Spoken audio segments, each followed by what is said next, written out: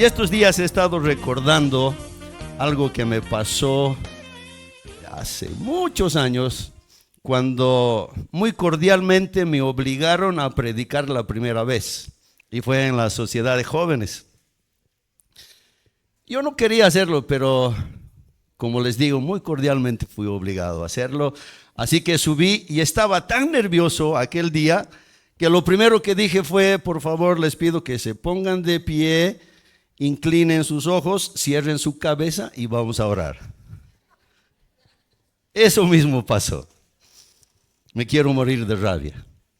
Así se llama el mensaje de hoy, por si acaso, no estoy enojado. Quiero pedirle por favor que abra su Biblia en el libro de Jonás. Vamos a hablar en esta mañana de Jonás, capítulo 4, versículos 1 al 4. Jonás 4, versículos 4, 1 al 4. Y dice así la palabra del Señor. Pero Jonás se apesadumbró en extremo y se enojó y oró a Jehová y dijo: ahora, oh Jehová, ¿no es esto lo que yo decía estando aún en mi tierra? Por eso me apresuré a huir a Tarsis, porque sabía yo que tú eres Dios clemente y piadoso, tardo en enojarte, y de grande misericordia, y que te arrepientes del mal. Ahora pues, oh Jehová, te ruego que me quites la vida, porque mejor me es la muerte que la vida. Y Jehová le dijo: ¿haces tú bien en enojarte tanto? Quiero que veas que Jonás aquí está tan enojado que al Señor le está diciendo: me quiero morir de rabia. Pero quiero que subrayes, por favor, lo que el Señor le responde cuando le dice: ¿haces tú bien en enojarte tanto? Hay otra versión que dice: ¿y tienes razón para enojarte? Entonces, yo creo que usted sabe la historia de Jonás, ¿verdad? Yo creo que usted la sabe, pero tal vez no sabía la historia en la parte donde Jonás se enoja con Dios. Usted sabe que Jonás tenía la instrucción de ir a Nínive, predicar el evangelio, pero él desobedeció, se fue para el otro lado, tomó un barco, lo echaron del barco, fue tragado por un pez. Usted sabe eso, ¿sí? No le tengo que contar, ¿no es cierto? Estando dentro del vientre del pez, Jonás se arrepintió, pidió perdón, oró al Señor y luego hizo lo que tenía que hacer. ¿Cuál era su misión? Ir a Nínive y predicar el evangelio. Pero ¿por qué no quería ir Jonás a Nínive? Porque Nínive era una ciudad de gente mala. Era una ciudad de gente que estaba acostumbrada a las guerras.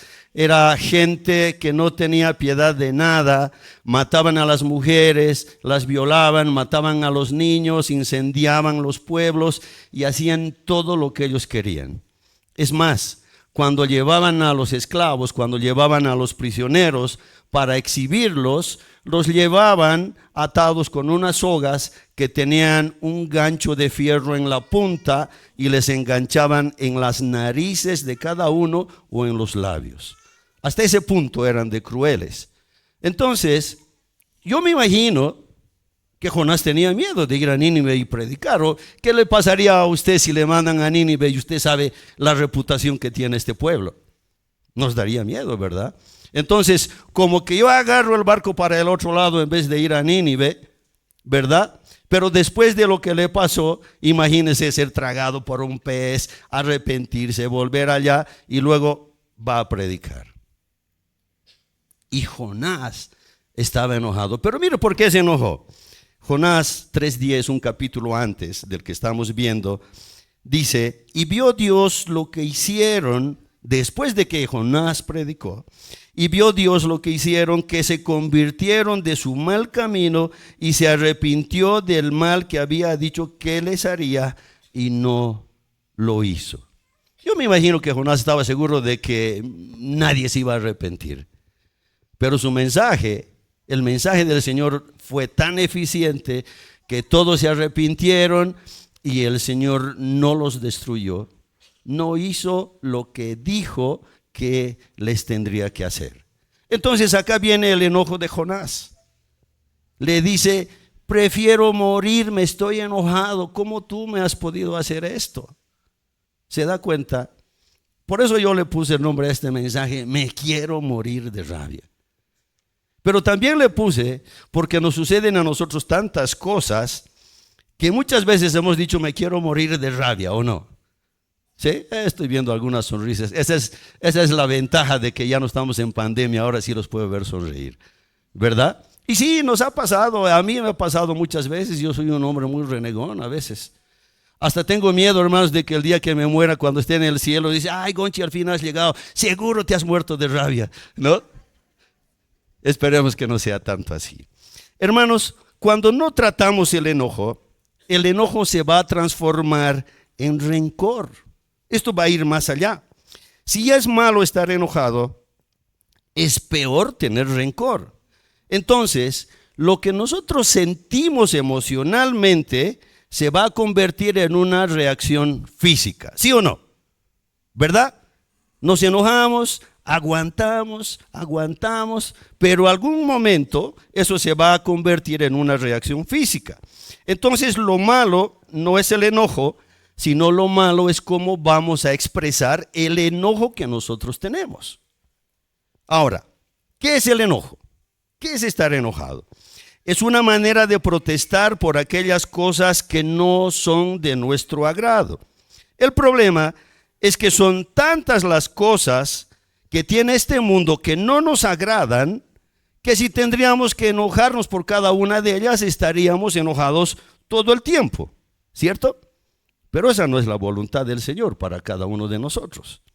Entonces, cuando hablemos de Jonás, por favor, usted no piense solo en aquel personaje que no obedeció a Dios y que se enojó con Dios.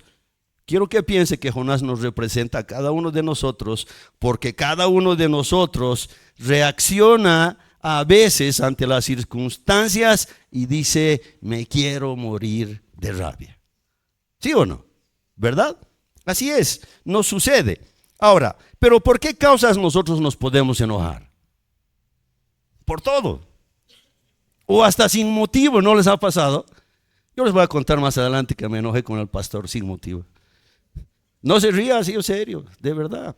Entonces, uno se puede enojar por muchas cosas, pero quiero darle un par de ejemplos de la Biblia acerca del enojo para que vea que todos sentimos enojo, de que todos somos pecadores, de que todos somos mortales y a todos nos pasa y nos va a seguir pasando. Quiero hablarle del enojo del rey Saúl.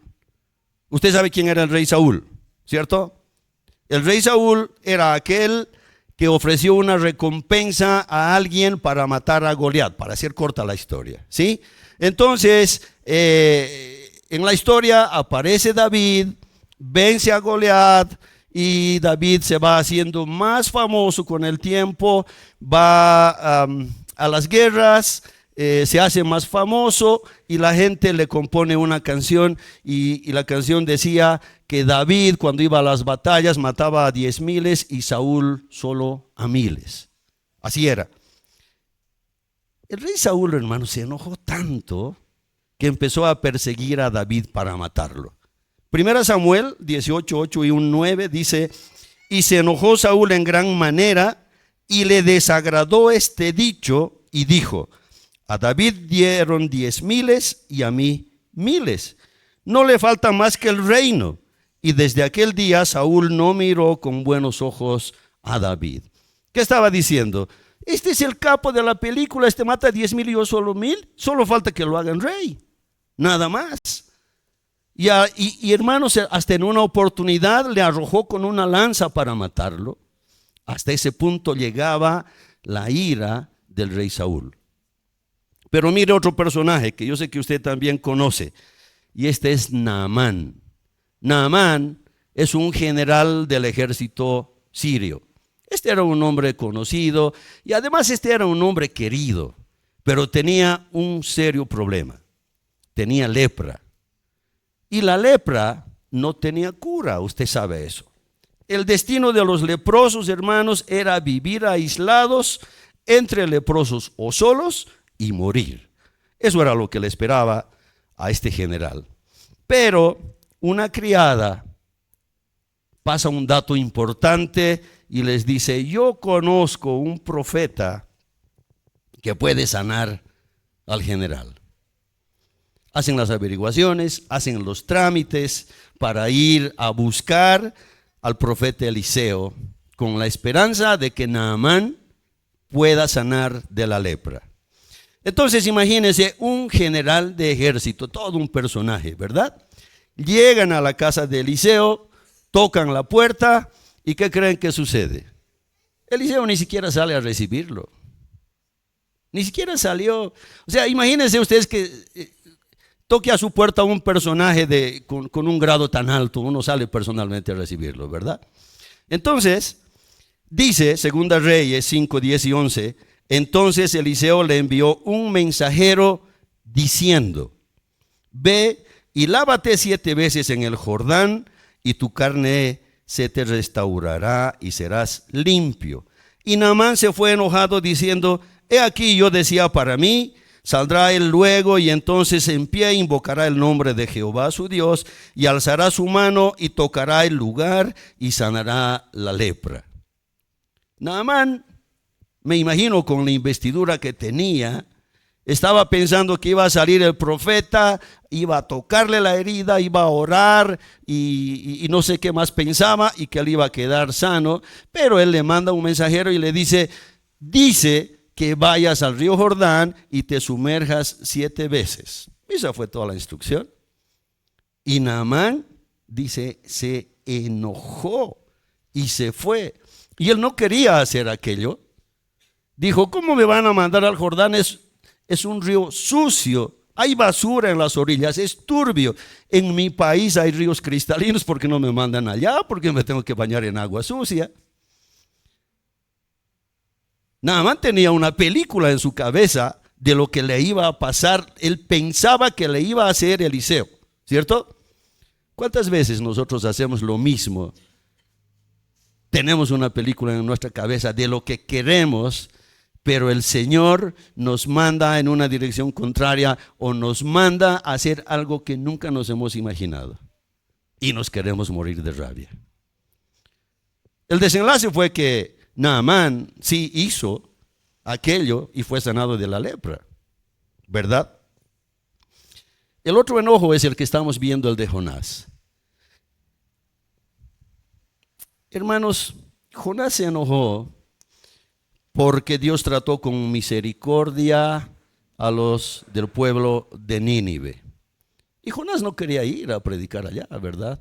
Porque él sabía las posibles consecuencias, él sabía lo que iba a pasar, pero él se enojó por esto. Otra vez, y dice: y vio Dios lo que hicieron, que se convirtieron de su mal camino y se arrepintieron del mal que había dicho que les haría y no lo hizo. Entonces esto fue suficiente para que Jonás se llenara de ira, porque él tenía otros pensamientos y sentimientos para el pueblo de Nínive. Él no quería ir a predicar el evangelio porque pensaba que aquellos no merecían el perdón de Dios. ¿Alguna vez has pensado en esto? Yo al otro día confesé en mis reuniones, hermanos del grupo familiar, que tengo en mi lista unos 2 o 3 a los que no les quiero predicar, no quiero que se salven. Pero después me acordé que no fui yo quien murió en la cruz, que otro hizo el sacrificio, que no fui yo. Por lo tanto, yo no tengo el derecho de negarle a nadie la palabra del Señor. Entonces el mandato es para todos. Entonces dime si no nos parecemos a Jonás, ¿verdad? ¿Hasta dónde creen que nosotros podemos llegar con el enojo? Hasta la muerte. Esto no es ningún chiste. Esto simplemente significa que cuando yo estoy enojado y no quiero solucionar mis problemas, yo voy a decir sencillamente: voy a llevar este enojo hasta la tumba. Me voy a morir de rabia. Y esto es más grave porque esto significa: no te voy a escuchar, no voy a reflexionar, voy a ser indiferente a cualquier cosa que me digas, no me vas a convencer con tus lágrimas, así que no me importa lo que digas, yo sigo así y me voy a morir de rabia. ¿Se identifican conmigo? Nos pasa, ¿cierto? Pero ¿acaso no puedo enojarme? Sí, claro que sí, cada uno de nosotros puede enojarse. Lo que no podemos hacer, hermanos, es permitir que el enojo nos domine. No podemos permitir que el enojo nos controle, porque el enojo va a mandar nuestra vida en una dirección equivocada. Así como Jonás se fue al otro lado, nos va a pasar lo mismo si nosotros no controlamos el enojo. Efesios 4, 26 y 27 dice: si se enojan, no pequen. No dejen que el sol se ponga estando aún enojados, ni den cabida al diablo. Otra versión dice: airaos, pero no pequéis, no se ponga el sol sobre vuestro enojo, ni deis lugar al diablo. Entonces, yo debo tener mucho cuidado de cómo me comporto cuando estoy enojado, porque las consecuencias pueden ser terribles. La ira, si tú no sabes gestionarla, va a ser una cuota inicial para problemas físicos, emocionales, y causa dolor a las personas que están cerca de usted. Y esto es tan serio, hermanos, que hay muchas advertencias en la palabra del Señor contra la ira. Y por ejemplo, quiero nombrarle Proverbios 14, 17, que dice así: el que fácilmente se enoja hará locuras. El que fácilmente se enoja hará locuras. Jonás pidió morirse cuando unos días atrás estaba rogando de rodillas en el vientre de un pez ser perdonado. Y ahora está enojándose con Dios y le dice: ay, Señor, me quiero morir de rabia por lo que tú acabas de hacer. ¿Cierto? El que fácilmente se enoja hará locuras. Hermanos, el enojo quiere perpetuarse en nosotros. Muchas personas tienen el hábito de enojarse, y a esas personas usted no sabe cómo las va a tratar, ¿no es cierto? Hay hijos que no quieren acercarse a pedir permiso al papá porque saben que se va a enojar de todo. ¿O no? Hay gente que se enoja de todo. Entonces, uno no sabe cómo hablarles porque además ni siquiera sabe por qué están enojados. Hermano, si está enojado, diga exactamente lo que le pasa. Diga por qué se enojó. Diga cuál es la causa. Porque si no, ¿hasta cuándo va a seguir enojado? ¿Cuánto es suficiente para que usted arregle su situación? ¿Qué más debería pasar? Es complicado. No haga responsable a los demás por su desdicha. Tiene que aprender que cada uno es responsable de su vida. Y usted no puede vivir enojado porque esa no es la voluntad del Señor. La ira, hermanos, es una explosión de cosas reprimidas. ¿Están de acuerdo conmigo? Uno aguanta, no dice nada, nadie sabe que estás enojado y de repente todo estalla y nadie quiere verte en tu casa cuando estás enojado y todos salen corriendo, ¿verdad? Entonces, la ira es una explosión de cosas reprimidas. Cada uno de nosotros tiene o debería tener una válvula de escape que nos ayude a descargar toda esa carga emocional que estamos viviendo o que nos está aprisionando. Porque si no tuviéramos una válvula de escape, vamos a explotar. ¿Sí? ¿Estamos de acuerdo? Ok. No los veo muy convencidos. Es por eso que he traído un ejemplo para usted.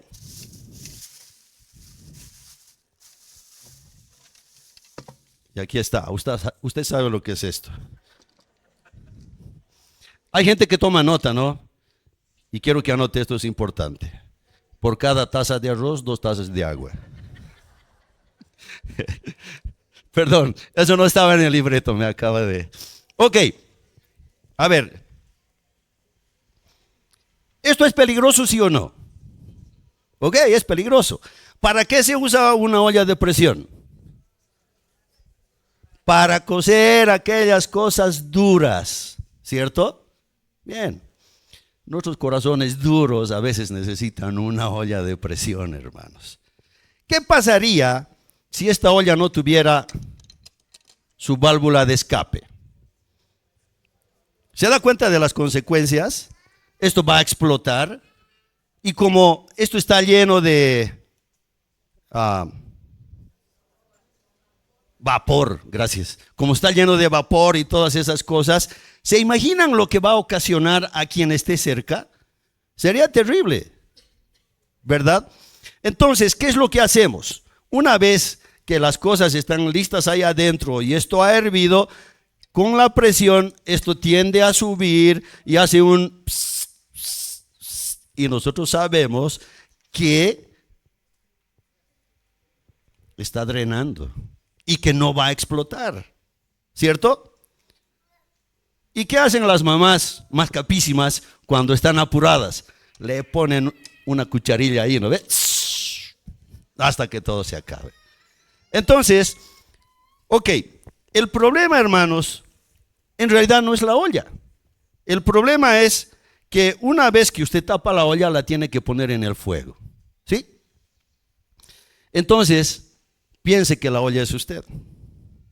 Y el fuego es su trabajo, sus pensamientos, sus aflicciones, su divorcio, su pelea con su esposo, con su esposa, con sus hijos, la universidad, las pensiones que tiene que pagar, las enfermedades, si está casado, las discusiones con su esposo, con su esposa, o llamar y atender a su papá o a su mamá si están enfermos. Y por lo tanto, si usted no tiene una válvula de escape, va a explotar. ¿Verdad? Sí. Y si explota, va a dañar a los que están cerca de usted. Así como cuando se ha imaginado que explote esa olla a presión, ha pensado en lo que podría suceder a los que están cerca y algunos han hecho, haga lo mismo cuando usted explote porque va a hacer daño a los que están cerca de usted. Así de terrible, hermano. Si tiene cosas guardadas y no dice nada y cada vez va acumulando y las guarda y las guarda y las guarda todo el tiempo, en algún momento va a explotar si usted no gestiona sus problemas. Lo que quiere decir, y acuérdese de esto, que si no hay gestión, hay explosión, ¿verdad? Si no hay gestión, hay explosión. Entonces, yo le pregunto esta mañana, ¿cuál es su válvula de escape? Salirse, ir a darse una vuelta hasta calmarse, respirar, contar hasta 10. Yo ya me imagino contando hasta 10, 9, 8 y cuando llego a 1, si no te disculpaste, estás en serios problemas. Pero cada uno, hermanos, debería tener una válvula de escape. ¿Para qué? Para no causar daño a los demás, porque el enojo tiene muchas consecuencias y permítame nombrarle algunas de las consecuencias del enojo. Por ejemplo, el enojo nos cambia el semblante, el corazón y el vocabulario. ¿Cierto o no? Alguna vez yo he llegado enojadísimo a mi casa y mi esposa me dice, ¿y Conchi, cómo estás? Bien. Y mi esposa me dice, avísale a tu cara porque no dice lo mismo. Claro, el enojo te cambia el semblante, te cambia el corazón y te cambia el vocabulario. Puedes hacer cualquier barbaridad, decir cualquier barbaridad. El enojo destruye cualquier cosa, pero sobre todo, hermanos, destruye relaciones.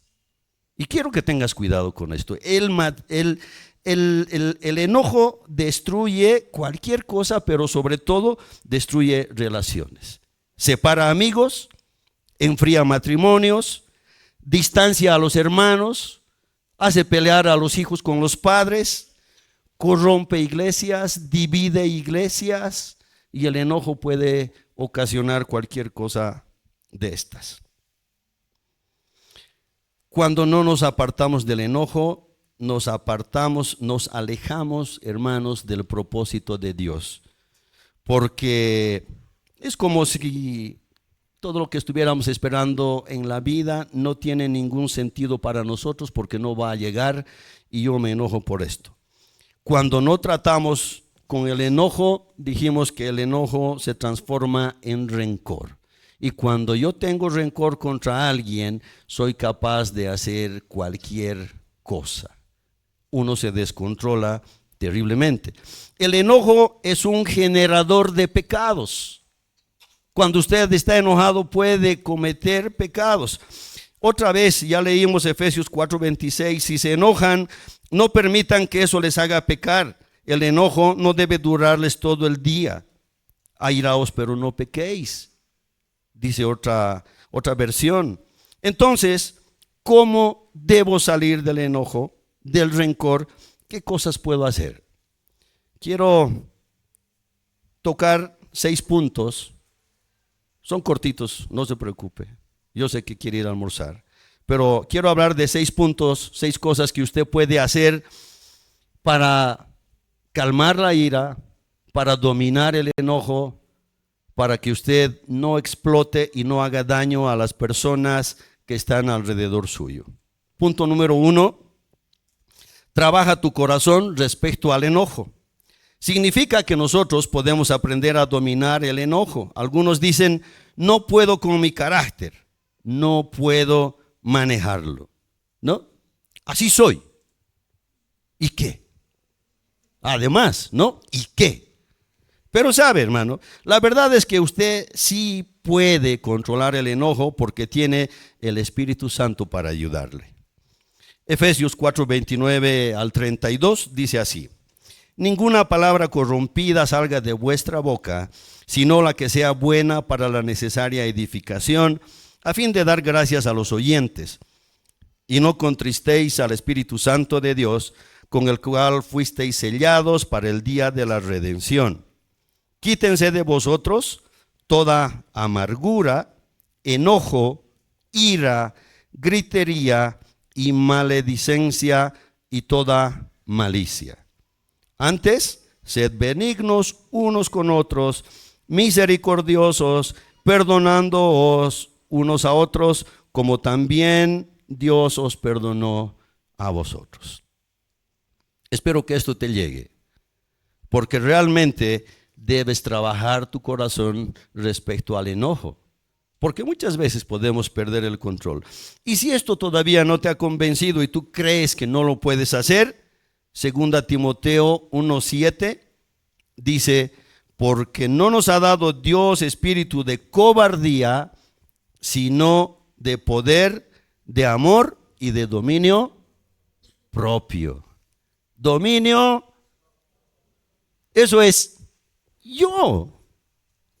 Dice la palabra que yo puedo dominar el enojo. ¿Se da cuenta? Entonces le estoy dando hoy herramientas para que usted no explote. De verdad. Punto número 2. Una de las cosas importantes es obedecer a Dios. Sin importar las causas que motiven nuestro enojo, no es la voluntad de Dios que nosotros pequemos o que perduremos en esa actitud. Hemos podido ver que Jonás llega a esta situación solo porque decidió desobedecer a Dios. Él recibió una instrucción y fue exactamente al otro lado. ¿Cuántas veces nosotros hemos recibido una instrucción y hemos hecho exactamente lo contrario? ¿Y cuántas veces hemos dicho, yo sé que está mal, pero así lo quiero hacer? Hermanos, el enojo perdura en las personas que eligen hacer lo contrario a lo que manda la palabra del Señor. Pero ¿qué nos hace cristianos? ¿Qué nos hace diferentes de las personas que no conocen la palabra del Señor? La obediencia, ¿verdad? Por algo nos reunimos, por algo estudiamos, por algo tenemos 66 libros que nos ha dejado el Señor a cada uno de nosotros para que podamos aprender y para que seamos diferentes Y eso es lo que nosotros debemos hacer. Debemos vivir en obediencia para agradar al Señor en todas las cosas. Hechos 5:29 dice, es necesario obedecer a Dios antes que a los hombres. Es necesario obedecer a Dios antes que a los hombres. Lo que quiere decir, hermano, que usted debe recordar lo que estamos hablando en esta mañana, que usted debe recordar lo que hablamos las semanas pasadas y lo que estudiamos los viernes en nuestra reunión del grupo familiar, donde uno va ahondando un poco más en el mensaje de cada domingo, y eso es para que se quede dentro de su mente y de su corazón, para que usted pueda obedecer a Dios. Y punto número 3, aprenda a perdonar. No lo voy a hacer hasta que me pida perdón. Eso es lo primero que sale de nosotros, porque está innato en nosotros. Esa es la primera respuesta en la que nosotros podríamos pensar, ¿verdad? Porque cuando uno está enojado, se siente ofendido. Así que como somos las víctimas, no, si quiere que venga y me hable, ¿no? Hermanos, la Biblia nos enseña que con la misma vara que medimos, seremos medidos nosotros también. Sea bueno, trate a los demás como le gustaría que lo traten a usted. Seguramente no le gustaría que su esposa esté enojada con usted todo el tiempo, o al revés, o que sus hijos no le saluden, que estén enojados por algo que usted hizo y que tenía razón y corrigió a sus hijos, pero ellos están tan enojados que ni siquiera le hablan. Hasta ese punto podemos pecar como hijos, como padres, como hermanos, como cualquier condición que tengamos, hermanos, en nuestras casas. Podemos enojarnos por cualquier cosa. Entonces, usted sabe que hay una regla de oro en la Biblia. ¿Ha escuchado de la regla de oro? ¿Sí? Anótela, por favor. Lucas 6:31. Lucas 6:31 dice, y como queréis que hagan los hombres con vosotros, así también haced vosotros con ellos. Si tú quieres ser perdonado, porque muchas veces vas a cometer errores y vas a meter la pata, hermano querido, tienes que también aprender a perdonar. Y muchas veces vas a tener que perdonar aunque haya sido ofendido, aunque haya sido la víctima, aunque no tengas ganas de hacerlo, pero vas a tener que aprender a perdonar. ¿Por qué? Porque hoy puedo ser yo el ofendido, pero mañana puedo ser el ofensor. Y eso nos pasa todos los días. Y hasta sin motivo, dijimos. ¿Recuerdan? Punto número 4. Aprende a tener contentamiento cualquiera sea tu situación. Yo creo que esta es una de las cosas más terribles, hermanos. Más terribles. ¿Cuántas veces usted ha visto gente en la calle que dice, mira aquel tipo con semejante casa? Mira su auto. Mira tan linda su esposa. ¿No es cierto? Mira a sus hijos en un colegio particular. Y yo, hermano, el Señor te ha dado las cosas porque Él es sabio y sabe lo que te tiene que dar y lo que tú puedes administrar. Por lo tanto, tú tienes que aprender a vivir con contentamiento con las cosas que el Señor te ha dado en tu vida. Es inevitable que cada uno de nosotros quiera tener más. ¿Quién no quiere tener un auto último modelo? Sería loco el que me diga, no, ¿verdad? O sea, todos queremos tenerlo. Pero si no lo puedo hacer y el Señor me da un auto modelo 90, pues tengo que estar contento con aquello, porque eso es lo que el Señor me está dando por ahora. Y tendré que preguntarle, Señor, Solo esto me merezco por ahora, ¿qué cosa tengo que aprender? ¿Te das cuenta?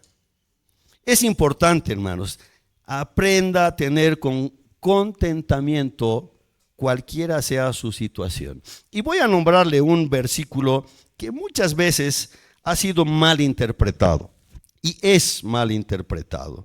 Pero voy a leerle uno antes para que sepa de qué estamos hablando. Filipenses, los versículos 4, 12 y 13, dice así. Está hablando Pablo y dice: sé vivir humildemente y sé tener abundancia. En todo y por todo estoy enseñado, así para estar saciado como para tener hambre, así para tener abundancia como para padecer necesidad. Todo lo puedo en Cristo que me fortalece. Lo que pasa es que nosotros hemos aprendido solo el 13. Todo lo puedo en Cristo que me fortalece. Quiero un auto último modelo y me lo voy a comprar porque todo lo puedo en Cristo que me fortalece. Y en mi casa la luz está cortada porque no puedo pagar la factura. ¿No?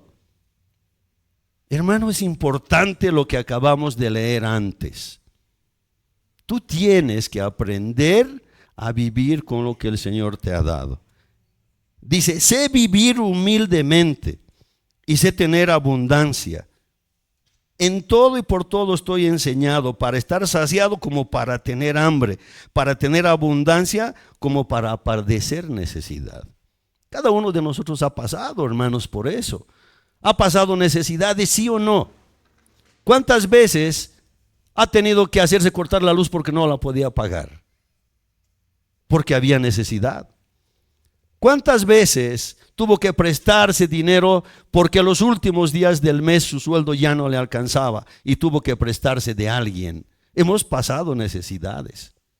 Pero también el Señor nos ha dado abundancia en algún momento. Hermano, el Señor es sabio y Él te va a dar según su sabiduría. Pero no por eso tú vas a renegar. Y vas a renegar contra Dios y contra las personas, contra aquellas que tienen cosas mejores que tú, porque a veces eso es lo que causa, ¿no es cierto? Hemos dicho que la ira es generador de pecados y ahí viene la envidia de que ellos tienen cosas buenas y yo no. ¿Por qué no las puedo tener? Entonces, si no aprendes a vivir con contentamiento, también vas a tener problemas. Punto número 5, aprende a callar y gestionar. Cuando digo aprenda a callar y gestionar, estoy hablándole de que usted haga ese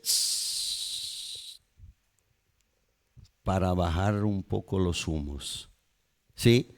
Pero cuando le digo callar, hermano, no le estoy diciendo que cuando usted se enoje con su esposa, se calle, no diga nada y han pasado 2 meses y usted siga callado. No, no me refiero a eso. Mire, Salmos 4:4 dice, temblad y no pequéis, meditad en vuestro corazón, estando en vuestra cama y callad. Medite, tranquilícese, haga el shh para que usted se calme un poco. Tómese un tiempo para usted en medio de esa ira. Acuérdese, usted sabe la palabra. Dice, la blanda respuesta quita la ira. El que está enojado va a hacer locuras. ¿Verdad? Usted sabe todas esas cosas. Entonces, tómese su tiempo, tranquilícese. Pero acabamos de leer hace rato que dice, airaos pero no pequéis, no se ponga el sol sobre vuestro enojo. ¿Verdad?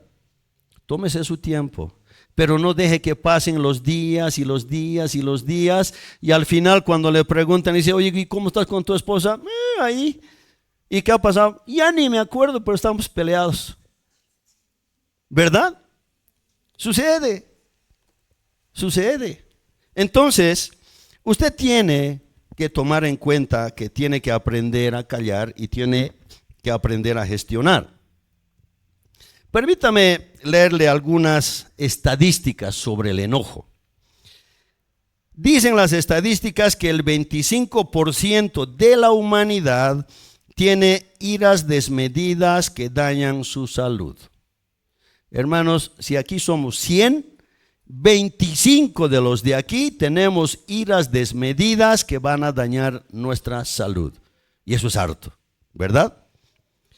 La posibilidad de que una persona sufra un infarto es 5 veces mayor que la de cualquier persona, y que estas rabias además le triplican la posibilidad de sufrir un derrame cerebral. De los 100 que somos aquí, 25 renegones tienen mucho riesgo de sufrir un derrame cerebral. ¿Qué le parece? No es chiste lo que le estoy diciendo, ¿no ve? Una persona que tiene iras constantes y descontroladas tiene 5 veces más posibilidades de morir con un paro cardíaco. Y ya les veo más preocupados. Ya me estoy dando cuenta cuáles son los 25 de los que estamos hablando. Una investigación en una universidad de Estados Unidos dice que tener demasiada ira puede aumentar las posibilidades de morir en forma temprana, más en los hombres que en las mujeres. Este estudio, dice, recogió datos de más de 1,000 hombres que rondaban los 40 años aproximadamente. Y aquellos que pertenecían al grupo del 25%, dice, son los que tuvieron más riesgo de morir de manera prematura en comparación con el resto. Así que no digan, no, yo estoy jovencito todavía, a mí no me va a pasar. Esas son las estadísticas. Corre más peligro una persona que tiene ira constante que aquella persona que fuma o tiene hipertensión. ¿Qué tal? Ahora, cuando usted se pelee con su esposa, yo no le estoy diciendo que salga al patio y se fume un cigarrillo, ¿no? Para calmarse. Ese no es el shh que yo quiero que haga. No, solamente le estoy advirtiendo que una persona con ira constante tiene más probabilidades de tener de morir que aquellas que fuman o tienen hipertensión. O sea, tenga mucho cuidado. Cuando no le hacemos frente a la ira reprimida, hermanos, estamos abriendo la puerta a una muerte prematura. Entonces, lo que yo debo hacer es aprender a gestionar. ¿Qué dijimos que es gestionar? Hacer ese para que usted se calme, ¿verdad? Cuando esté enojado, acuérdese de la olla de presión. Haga, cálmese. Y punto número 6, el último punto, aprenda a ser humilde.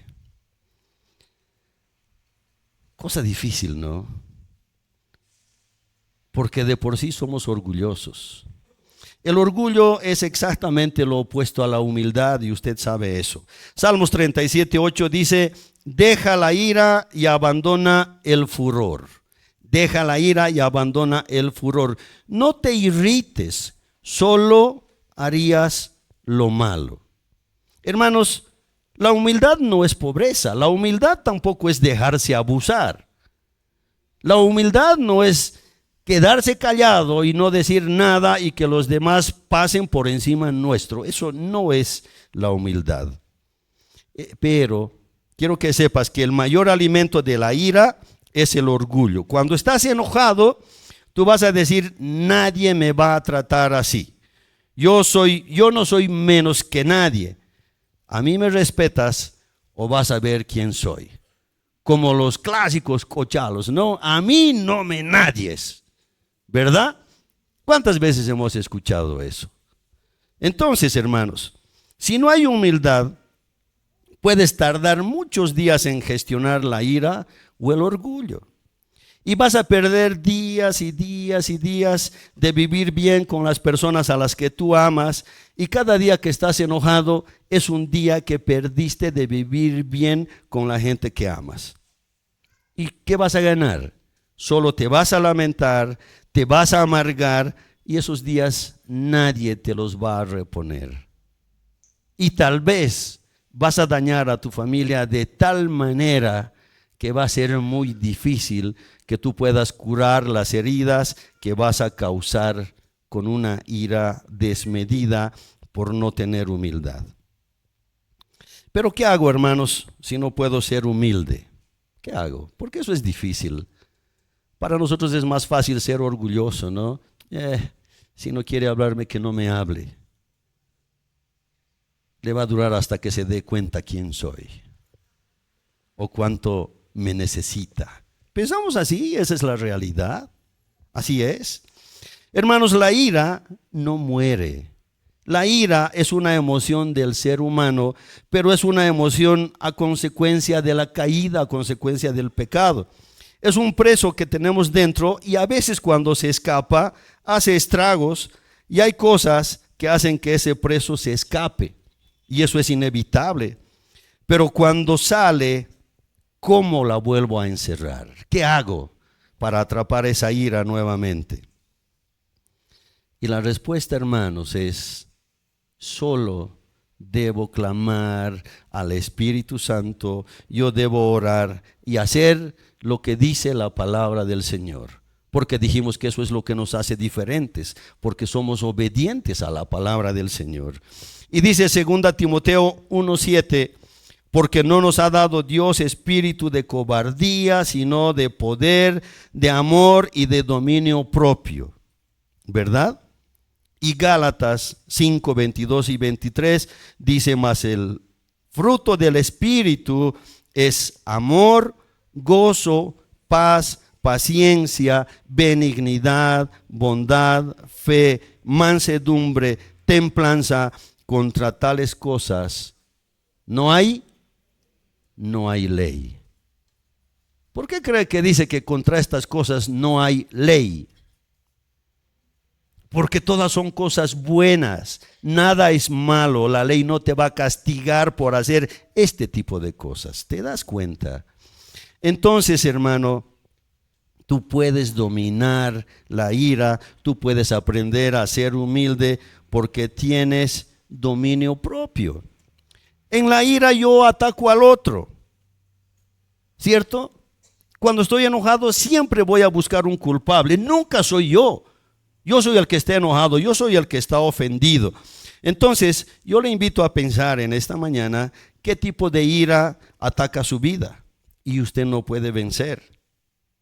Y eso nos debe llevar a darnos cuenta que tenemos que dejar de pelear, tenemos que dejar de hablar, tenemos que aprender a ser más humildes y tenemos que aprender a descansar y reposar en el Señor, porque solos no lo vamos a poder hacer. Así es.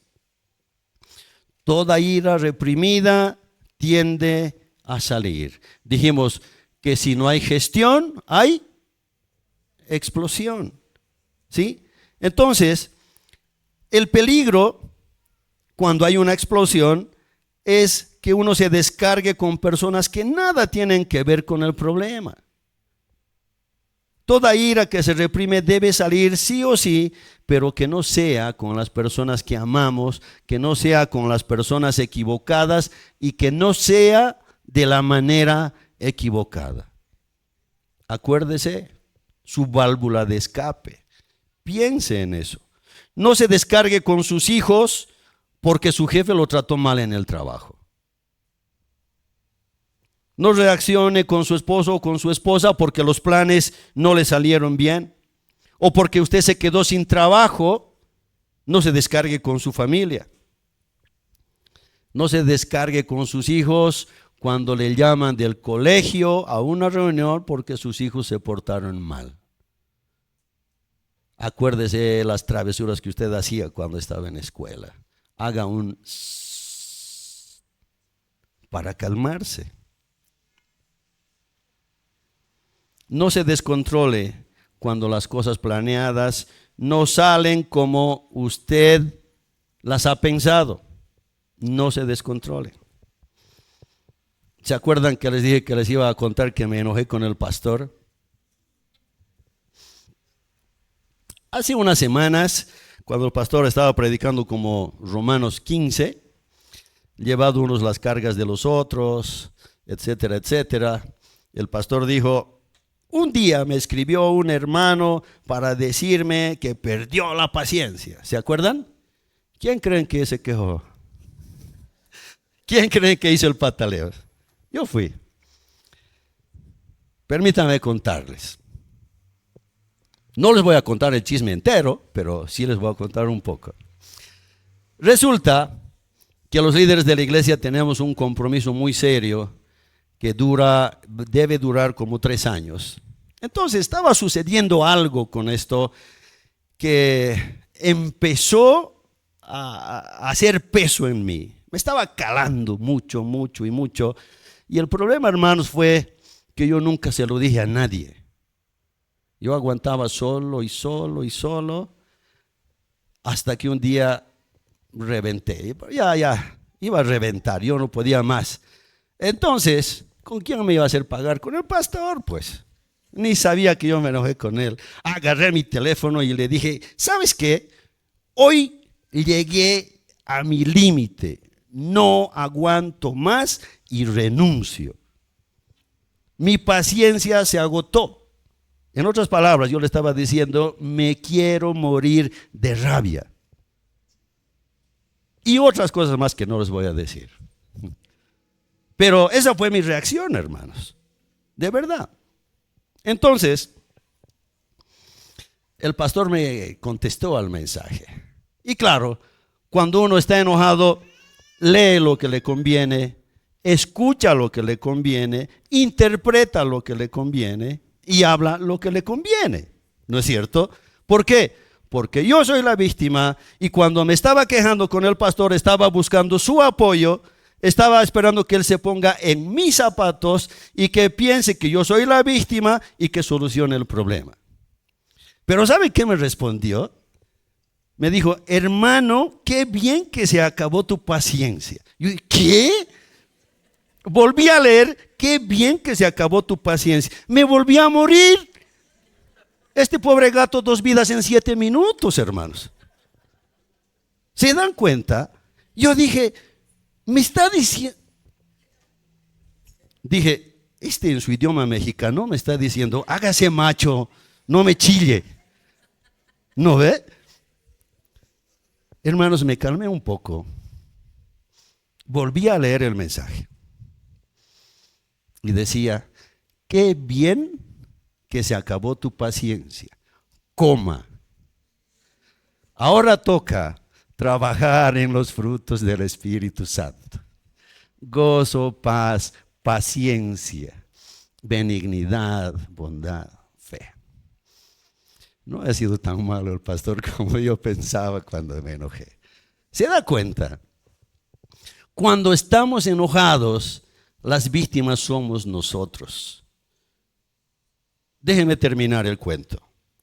Nunca lo hablé con mis hermanos líderes hasta después de esto. Después nos reunimos, yo lo hablé, pedí perdón y ellos me perdonaron lo bruto que soy. Así terminó.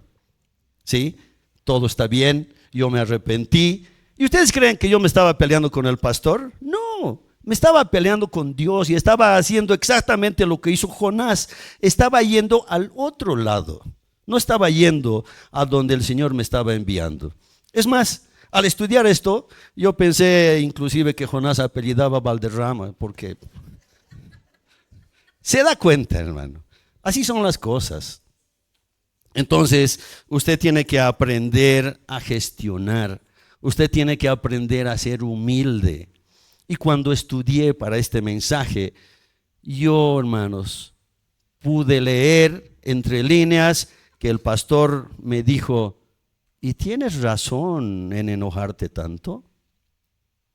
Así como el Señor le respondió a Jonás: ¿haces tú bien en enojarte tanto? Ahora yo estoy seguro que tú tienes muchos problemas, muchas iras, mucho rencor tal vez. Y déjame preguntarte, ¿haces tú bien en enojarte tanto? ¿Por qué no revisas el texto de todo lo que te está pasando y hay una coma por ahí y te dice ahora toca doblar rodillas y pedir perdón? ¿Cierto? Hoy estamos aprendiendo que debemos gestionar la ira y que lo vamos a hacer a la manera de Dios, con humildad, aunque no tengamos la culpa. La ira no va a desaparecer, va a salir en algún momento, pero con el Señor nosotros podemos descargar la presión. Doblar rodillas es hacer un y pedirle al Señor que obre en tu vida. Déjeme terminar diciéndole esto. El enojo es una realidad de nuestra naturaleza humana. Nuestro mundo no es perfecto y nosotros tampoco somos perfectos. Por lo tanto, nos vamos a equivocar. Muchas veces las cosas no se van a hacer a nuestra manera. Cada persona piensa y actúa de maneras en las que muchas veces no vamos a estar de acuerdo, pero tenemos que aprender a vivir con eso. Muchas veces vamos a sufrir los errores de otros y también muchas veces los otros van a sufrir de nuestros errores y todo eso forma parte de este mundo y eso nosotros no lo podemos cambiar. Pero lo que sí podemos cambiar es la forma en que las cosas nos impactan a nosotros. Debemos estar listos para comprender que en vez de ser intolerantes, debemos ser más propensos a la humildad y debemos aprender a valorar los criterios ajenos. Si está enojado con alguien, gestione la ira. Diga exactamente lo que le molesta. Y si no lo hace a tiempo, su relación va a cambiar y no va a ser la misma. El Dios de paz está con usted. El Espíritu Santo, hermano, mora en usted, desarrollando dominio propio, amor, gozo, paz, paciencia, benignidad, bondad, fe. Entonces yo tengo control sobre estas cosas.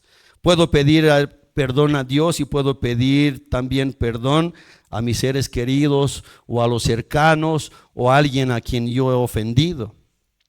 Quiero recordarle los 6 puntos. Trabaje su corazón respecto al enojo. Obedezca a Dios. Aprenda a perdonar. Aprenda a tener contentamiento, cualquiera sea su situación. Aprenda a callar y gestionar. Y aprenda a ser humilde. Cuando estamos enojados, hermanos, creemos que somos el centro del universo, ¿verdad? Creemos que todo gira alrededor nuestro, que tenemos el derecho de reclamar, que tenemos el derecho de enojarnos, que tenemos el derecho de hacernos a las víctimas y de morirnos de rabia. Eso es lo que pensamos cuando estamos enojados. Nos creemos el centro del universo. Pero quiero decirle en esta mañana que hay alguien que sí es el centro del universo. Es más, es el creador de todo el universo. Y él tenía todos los motivos para quejarse, para morirse de rabia, porque le escupieron en la cara, lo golpearon, lo humillaron, hasta le obligaron a cargar su propia cruz. Le pusieron una corona de espinas, pero él nunca dijo nada, él nunca se quejó, teniendo todo para defenderse o para destruir a cualquier persona, él solo se calló. Dice Isaías 53:7, angustiado él y afligido, no abrió su boca, como cordero fue llevado al matadero y como oveja delante de sus trasquiladores, enmudeció y no abrió su boca. Hermanos, Jesús calló hasta morir en una cruz. Y aún estando encima de esa cruz, él dijo, Padre, perdónalos porque no saben lo que hacen. Y nosotros nos enojamos porque no nos saludaron o porque nos miraron feo. Pero Él murió. Y si tú crees, hermano, que lo que sostuvo a Jesús sobre esa cruz fueron unos clavos, debo decirte que estás equivocado. Porque lo que lo sostuvo fue el gran amor que tiene por ti y por mí. Hasta ese punto. El Señor no dijo, me quiero morir de rabia. Él no dijo, un ratito yo no fui, yo no tengo la culpa. Estos son los pecadores. Él no dijo, ¿por qué me gritan? ¿Por qué me azotan? Él solo pagó el precio por cada uno de nosotros. Yo quiero decirte, hermano, en esta mañana, si tú no conoces al Señor, si no tienes una relación personal con Él, es hora de que lo conozcas y solo tienes que decirle, reconozco que tú has muerto en aquella cruz por mí, por mis pecados, y quiero que seas mi Señor y mi Salvador. Y vas a ver los frutos del Espíritu en tu vida posteriormente. Y si tú eres una persona que ya conoce al Señor y dices, yo no puedo hacer bien las cosas porque creo que mi problema es que no puedo amar a Dios lo suficientemente como para poder hacer bien las cosas y cumplir su palabra, debo decirte que tu problema es que no entiendes cuánto Dios te ama a ti, porque si entendieras cuánto Él te ama a ti, no podrías evitar amarlo, y cuando tienes una relación personal con Él, recién entenderás que Dios te ama en tus días buenos y en tus días malos. Dios te ama cuando haces lo correcto y cuando haces lo que no está correcto, porque su amor no se basa en quién eres tú. Su amor se basa en quién Él es. No se basa en lo que tú haces, se basa en lo que Cristo hizo en la cruz por ti, mi hermano. Ahora quiero que pienses bien si te quieres morir de rabia después de todo esto que te acabo de decir. Él fue hasta una cruz. Y yo me quiero morir de rabia porque llego a la casa y la comida no está lista. O porque mi hijo se portó mal en el colegio. O porque me quedé sin trabajo.